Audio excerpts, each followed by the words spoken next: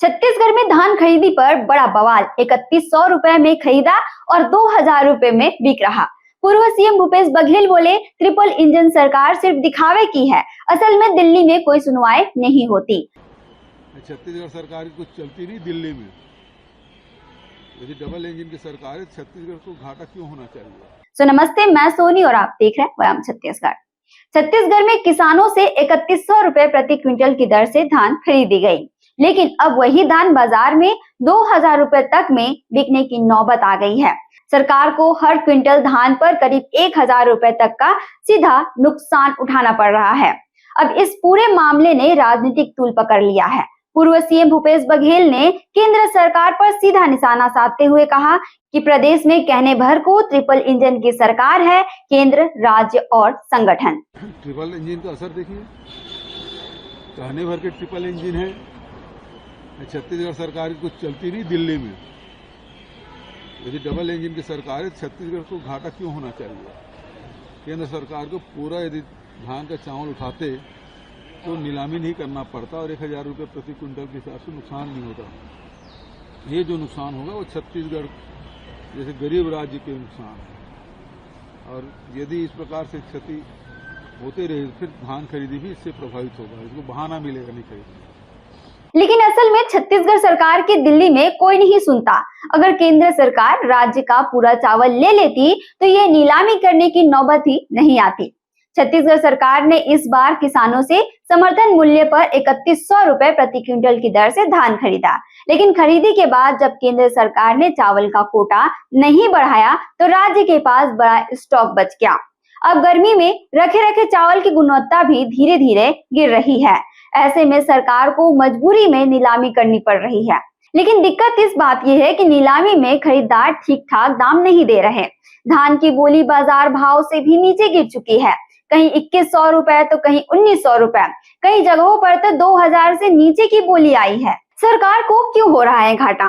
3100 रुपए में खरीदा गया धान अब सिर्फ 2000 या उससे कम में बिक रहा है, यानी 1 क्विंटल पर लगभग 1000 रुपए का घाटा। राइस मिल कह रहे हैं कि गर्मी के कारण धान की नमी कम हो गई है, जिससे चावल टूटने की संभावना है, इसलिए वो कम बोली लगा रहे हैं। ऑनलाइन में नीलामी में क्वालिटी की गारंटी नहीं होती, इसलिए खरीदार रिस्क नहीं लेना चाहते। भूपेश बघेल का हमला, उन्होंने कहा ट्रिपल इंजन सरकार सिर्फ कहने की बात है, असल में छत्तीसगढ़ की कोई सुनवाई नहीं हो रही। अगर केंद्र सरकार राज्य का पूरा चावल उठाती तो ये घाटा नहीं होता। ये किसानों के साथ अन्याय है। अगर ऐसा ही चलता रहा तो आने वाले समय में धान खरीदी की पूरी व्यवस्था ही खतरे में पड़ जाएगी। वहीं बीजेपी ने भी पलटवार किया। बीजेपी किसान मोर्चा के प्रभारी संदीप शर्मा ने कहा, कांग्रेस सरकार में तो घोटाले करने के लिए हथियारों को धान खिला दिया जाता था। अब वही कांग्रेस बीजेपी की व्यवस्था पर सवाल उठा रही है। ये हास्यास्पद है। इसी बीच डिप्टी सीएम अरुण साव का बयान आया। उन्होंने कहा, हमने किसानों से रिकॉर्ड रेट 3100 रुपए में धान खरीदा।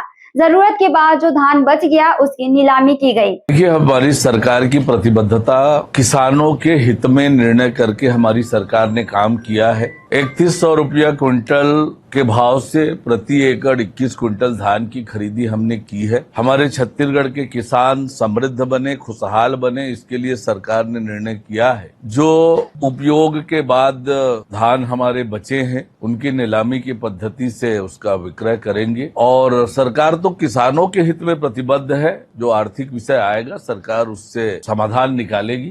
कांग्रेस के राज्य में किसानों की परवाह नहीं की जाती थी। आज हम उनकी खुशहाली के लिए काम कर रहे हैं। राज्य सरकार ने फिलहाल नीलामी के लिए बेस प्राइस 1900 से लेकर 2100 रुपए प्रति क्विंटल तय किया है, लेकिन अगर इससे कम बोली लगती है तो फिर से टेंडर निकाला जाएगा या फिर मार्कफेड मुख्यालय से नई गाइडलाइंस आएगी। इस पूरी प्रक्रिया ने किसान के मन में डर पैदा कर दिया है। उन्हें लग रहा है कि अगर सरकार को बार बार घाटा उठाना पड़ेगा तो कहीं आने वाले समय में धान की खरीदी बंद न हो जाए या रेट कम न हो जाए। छत्तीसगढ़ जैसे कृषि प्रधान राज्य में धान सिर्फ फसल नहीं है, किसानों की उम्मीद और साल भर की कमाई का सहारा है। ऐसे में सरकार को चाहिए कि वो केंद्र से बात करके चावल का कोटा बढ़ाए और नीलामी का सिस्टम ऐसा बनाए कि जिससे किसानों की मेहनत की कीमत सही मिले। छत्तीसगढ़ से जुड़े और अपडेट्स के लिए आप देखते रहें वयम छत्तीसगढ़।